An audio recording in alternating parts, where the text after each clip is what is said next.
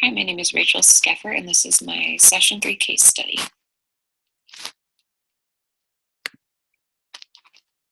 Upon meeting Olivia Joyner, I observed that she was elderly, but it seemed like her age was unknown, although her license did indicate that she was in her 90s, and that she is an African-American woman, and she is a widow.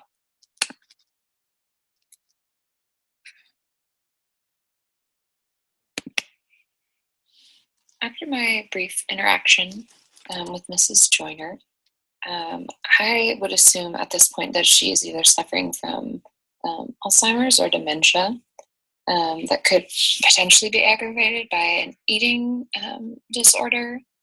She seemed very easily alarmed and confused and had a really hard time keeping up with me in the conversation and was talking a lot about unrelated items, kind of displaying that she was forgetful. Why I'm curious about the eating disorder also is because she's very frail, despite being well dressed, and she thought she was in Chicago, and she's displaying signs that are almost seem paranoid, which I think could be potentially from her lack of nutritional intake.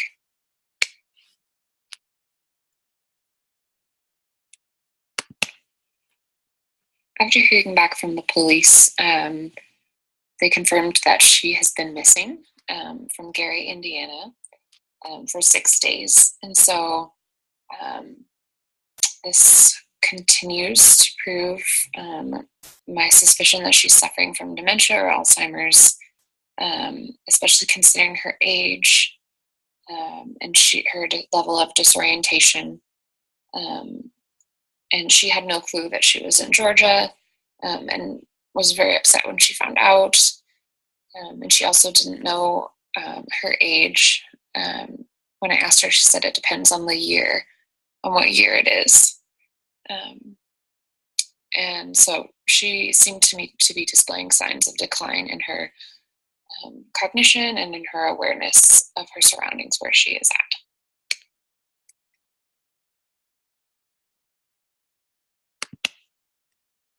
In addition to talking with a family member, I would be interested in talking with her neighbors where she resides in Gary, Indiana, to see if they've noticed anything unusual recently about her behavior, or if they've just observed anything strange other than her being missing.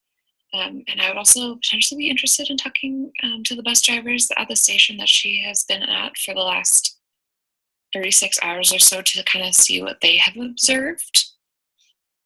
I'd also be interested in talking with her local doctor about her medical history.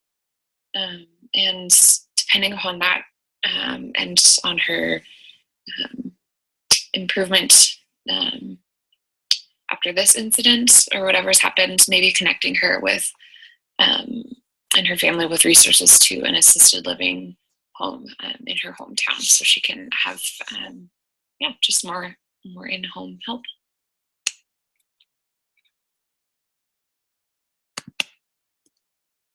After talking with her daughter-in-law, I still feel like I don't have enough information that would make me want to change my mind about my current preliminary diagnosis.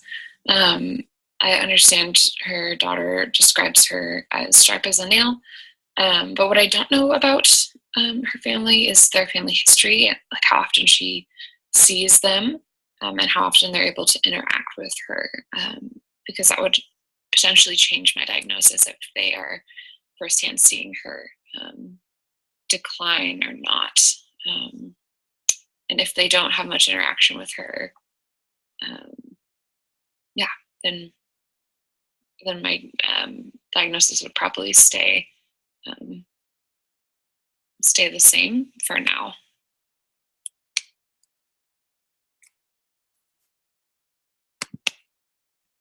So after talking with the doctor in the ER, I am discovering that she has some sort of brain bleed.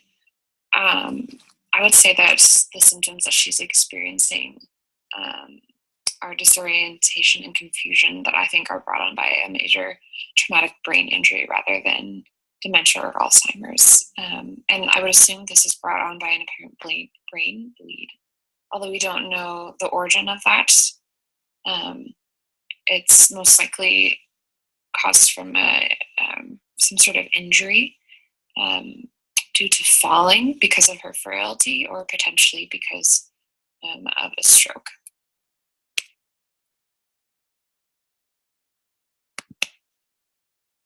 Again, my name is Rachel Steffer, and thank you for listening to my case study presentation on Olivia Joyner.